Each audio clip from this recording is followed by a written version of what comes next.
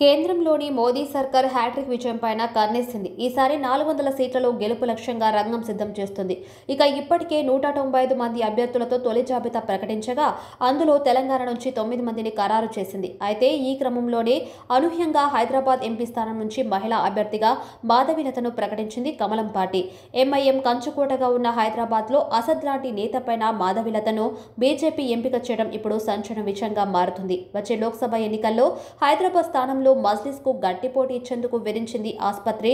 లతమా ఫౌండేషన్ల chairperson మాధవీలతకు ticket ఖరారు చేసింది అధిష్టానం. రాజకీయాలకు మాధవీలత కొత్త అయినా ఆమెకు పార్టీలో గాడ్ ఫాదర్ ఎవరూ లేరని చెప్పొచ్చు. ఈ కార్యక్రమంలోనే ఎంఐఎం కంచుకోటను బద్దలు కొడతానని ఆమె ధీమా వ్యక్తం చేస్తున్నారు. తొలుత హైదరాబాద్ స్థానంలో గోషామహల్ ఎమ్మెల్యే రాజాసింగ్ ను బరిలో నిలపాలని భావించినప్పటికీ తర్వాత అధిష్టానం మాధవీలత వైపు మొగ్గు చూపుతుంది. దీంతో పార్టీలో ఎంపీ సీట్ను ఖరారు చేసింది కమలం పార్టీ. తొలుత ఎన్సీసీ క్యాడెట్గా క్లాసికల్ సింగర్గా గుర్తింపు తెచ్చుకున్నారు మాధవీలత. తర్వాత 2 ఏళ్లుగా పాత బస్తీ వేదికగా అనేక ధార్మిక కార్యక్రమాలు నిర్వహిస్తూ సోషల్ మీడియాలో చురుగ్గా ఉంటున్నారు. అంతేకాకుండా గోశాలతో పాటు భారీ యజ్ఞశాల ఏర్పాటు చేసి ఆధ్యాత్మిక కార్యక్రమాలు నిర్వహిస్తున్నారు ఆమె. ఇక కొంతకాలంగా పాత బస్తీ ప్రజలతో మమేకమై పేదలను ఆదుకుంటూ మహిళలు, హిందూ అంశాలపైన యాక్టివ్గా వ్యవహరించేవారు. ఇక సామాజిక కార్యకర్తగా త్రిపుల్ తలాక్పై కూడా అనేక ముస్లిం మహిళా సంఘాలతో కలిసి పనిచేశారు ఆమె.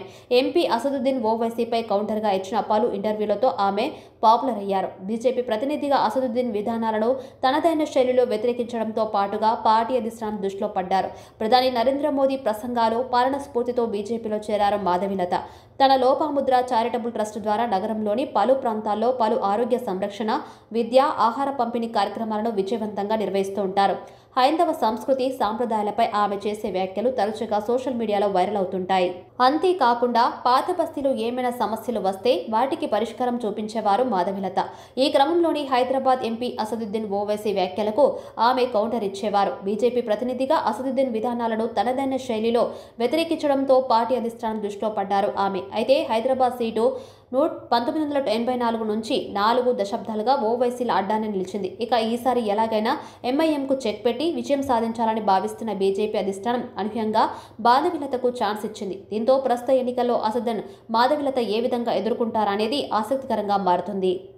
పాత బస్తీలో తమకు ఎదురే లేదని భావిస్తున్న ఎంఐఎంకు ఇటీవల అసెంబ్లీ ఎన్నికల్లో యాకుత్పురాలో ఎంబీటీ అభ్యర్థి అంజదుల్లా ఖాన్ గట్టి పోటీని ఇవ్వగా నాంపల్లిలో సైతం కాంగ్రెస్ అభ్యర్థి ఫిరోజ్ ఖాన్ గట్టిగా నిలబడ్డారు. హైదరాబాద్ స్థానంలో అనేక సార్లు లోక్సభకు పోటీ చేసిన బీజేపీ అభ్యర్థి బద్దం బాలరెడ్డి ఎంఐఎంకు గట్టిగా పోటీ ఇచ్చని విషయం తెలిసిందే.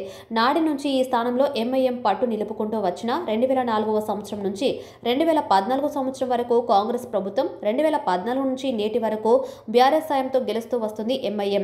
అయితే ఈసారి సిట్టింగ్ ఎంపీగా ఉన్న అసదుద్దీన్ ఓవైసీని ఓడించి తీరుతానని, హైదరాబాద్ ఎంపీ స్థానంలో బీజేపీ జెండా ఎగురవేస్తానని మాధవీలత తేల్చి చెప్పారు. అంతేకాకుండా హైదరాబాద్లో విజయం సాధించి అయోధ్య బాలరాముడి పాదాలకు ప్రధాని నరేంద్ర మోదీకి అంకితం ఇస్తానని సంచలన వ్యాఖ్యలు చేశారు.